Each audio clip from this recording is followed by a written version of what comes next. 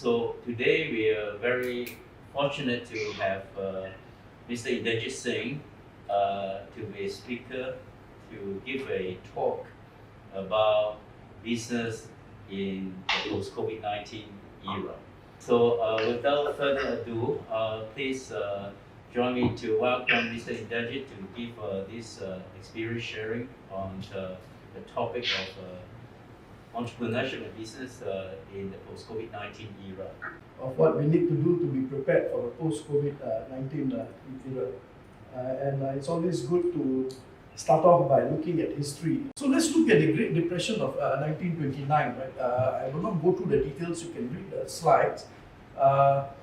If you reflect at what's happening with COVID-19, I think COVID-19 in terms of the global impact is a lot more harder than the Great Depression of 1929. Every single part of the world is touched, whether we are in the US or China or Australia or Zimbabwe, every country is hit very badly. And whereas during the Great Depression, I think was mainly affected the developing economies, but the numbers that we see, are quite scary even during the Great Depression years. How did companies at that time that faced this dilemma of big drop in business, how did they survive?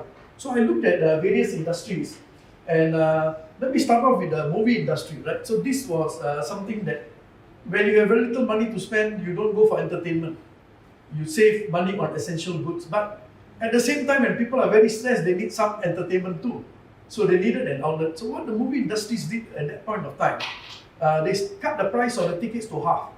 Or instead of cutting to half, they actually sold one ticket for price of one ticket for two movies. They call it the movie premiere. And in addition to that, to attract people, they did lucky draws. So they really started off by by modifying their business model. So that's a strategy, and they went into a survival mode. And the survival mode was you have the theater, you have the infrastructure, we have to keep it going. Even if you don't make money, but let's get some money into the company so that we can survive. So that's the movie theaters. Now Procter and Gamble, they were selling consumer goods. Instead of cutting down on advertisement, actually they increased the advertisement budget to reach out to their customers. And so, and they focused on investing. Now people still needed essentials. And they wanted to be the one who wanted to sell the essentials. So while cutting costs seems to be the general trend for companies, in their case, in some areas you don't cut costs. For Procter & Gamble, they actually continue to advertise and continue to do marketing investment. Now this company called Martin Guitars, they used to produce very high-end guitars, for entertainment purpose. Again, if you don't have much money, you cannot buy an expensive guitar. They adopted technology, simple technology. They were expert in wood products. Right? Guitars were made of wood. They invested in technology and they came up with low-cost wooden guitars. And not only that, they found a way to use the wood technology that they had to produce wooden jewelry.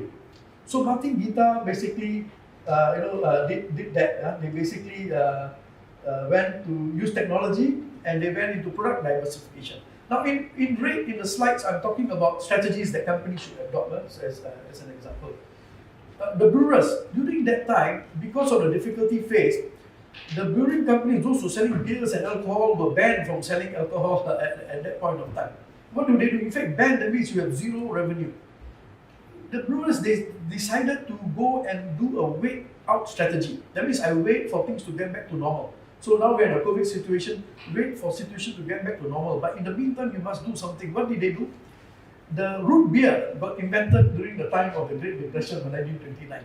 So root beer is not alcohol. It is almost like alcohol, but it's not no alcohol in there. And root beer got invented at that point of time. At the same time, the brewers started going into, they sell poultry, they started selling dairy products, grocery products.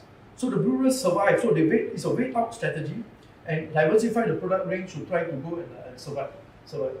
Now Floyd Brook, this is a company that was, the founder was very smart. He saw the banking failure coming by looking at trends early on. And what he did was he sold all the stocks that he had in the stock market before the crash of the 1929 depression came. And so this company accumulated a lot of cash. So therefore, in this environment, accumulating cash is very important. Cash is king. So accumulate as much cash as you can. Then when the depression was over with, they had a lot of money to buy into good companies, cheap good companies in the stock market. All right. So this is cash is king. Save early and save as long as you can. Now 3M, they basically looked at the product market fit strategy. So the environment is changing, and they wanted to see what they can supply in the new environment, and they adopted technology, did R&D, and they came up with the Scotch tape.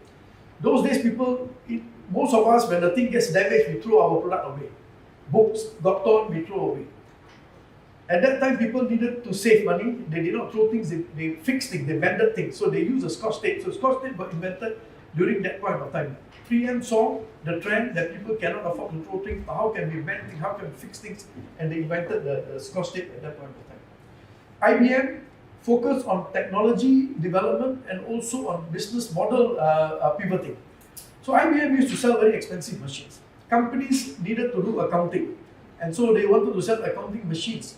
But people could not buy accounting machines, but accounting work still needed to be done in companies. So what did IBM do? They came up with a new business model, leasing of machines. Now leasing is normal. Those days they were just selling. IBM pivoted the business model and started leasing. Chevrolet, in 1920, the Fords were outselling Chevrolets by 10 to 1, very big. But what did Chevrolet do? Instead of cutting down on advertisement, they actually went on and increased their budget share on advertisement. All right, and by 1931, they overtook Ford. Chevrolet overtook Ford and became the leader in the car market for 5 years. So advertisement, continue to advertise and reach out to your customers. And finally, Coca-Cola focus on pricing. People could not afford, they reduce their price, but they also focus on advertising. They use a Santa Claus, a very happy Santa Claus drinking Coke. So people got the feeling that, I can afford a Coke, I will feel happy if I drink, and they use Santa Claus to go and advertise their drink. All right. So as you can see, during the Great Depression, there were many companies who came up with all sorts of strategies to survive, and not only did they survive, but they also got new opportunities and came out stronger. So in summary, I had all the strategies in red. I'm summarizing down here. So what can we do? What did the Great Depression companies do during the Great Depression? They modified business model and they adapted to a new model, a new normal.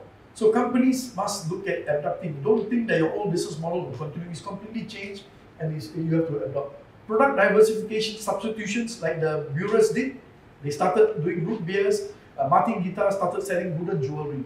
Technology adaptation is very important. In fact, this is going to be the savior for most companies, as it saved many of the companies during the Great Depression, right? Wait out strategy. Don't give up. Find a way to pay for the fixed asset that you have. You may not make a lot of money, but at least you can keep on doing. Wait out until the right time. Don't jump into the wrong things too early. So wait up until the right time. Cash is king. I would say conserve as much cash as you can. Don't be too gung-ho and keep on spending money in a bad time. Save some for a good day because there may be good opportunities coming later. Continue to invest in R&D. Continue to invest in advertising and market development as Coca-Cola did, Chevrolet did, and as many of the other companies that I showed did. And price. You have to relook at your pricing and see how you can adjust to meet the consumer needs. Now, I don't have a slide here, but I looked at the advertising spending of companies before the Great Depression and during the period of Great Depression. Actually, advertisement spending did not come down as a whole during that point of time. Different people spend more, but advertisement continued.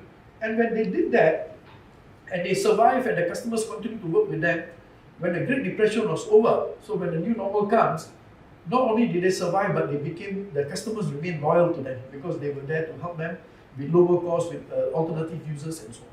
Now let me just quickly, you can read down here, there were a number of other recessions, some completely global, some localized to some regions, like for example in 1997-98 was the Asian financial crisis, 08-09 was the global financial crisis, but then these are all the things that happened. SARS was limited to a few countries in Asia, Singapore included. Of course, COVID-19, how long is it going to last? The Great Depression took about 10 years to be over. COVID will it take 10 years? I'm not so sure. Maybe I think shorter than that, but could be deep, and then it can come back with a new normal. Now, I looked at all the companies that survived and did well. Not only survived, they did well during those recession years. These are the key things. First of all, the first thing that companies that survived and did well were they had a master plan going into a recession. So if you don't already have a master plan of survival, and keep the survival for 2 or 3 years, a plan. You cannot just be reacting, you need to have a master plan. So all the companies that did well had a master plan for survival. And they focus on operational efficiency, not cost reduction. It's different, right? So you just cut costs, you may lose operational efficiency. By doing being operationally efficient, you actually run it at a lower cost anyway. So focus on efficiency rather than cost reduction only. And they stay closely connected to their customers. Like the theatre, movie theatres, they listen, the customers could only pay so much, they price the product according to what the customer can pay. Martin guitar, and so keep your ears close to your customers. And they contribute to invest in either new or existing businesses. So use R&D. There are many sources for our SMEs to get the technology. The universities are there, research institutes are there, the polytechnics are there. Work on new or substitute products to see what is going to be needed in a new normal. It's a great time to invest in assets because assets are depressed. Whether you need a factory, you need a line, you need equipment, it's a good time. Look for the right time to do it. And look for new customers and new market. I think for those of us who are used to one particular market, the whole global supply chain is going to completely get realized. I'll talk about it later on. So you have to now look at the new opportunities, the new customers that they come along. And most of these companies that survive did not just fire people. They did not lay off people. They used other strategies. Go on a long leave, shorter work week, pay reduction, rather than outright firing of people, because these are assets to you. So many of the companies that did well during these years retained the people as much as they could, and then when the things came back, the same people could deliver a lot more productively. And they will remain loyal to you even longer.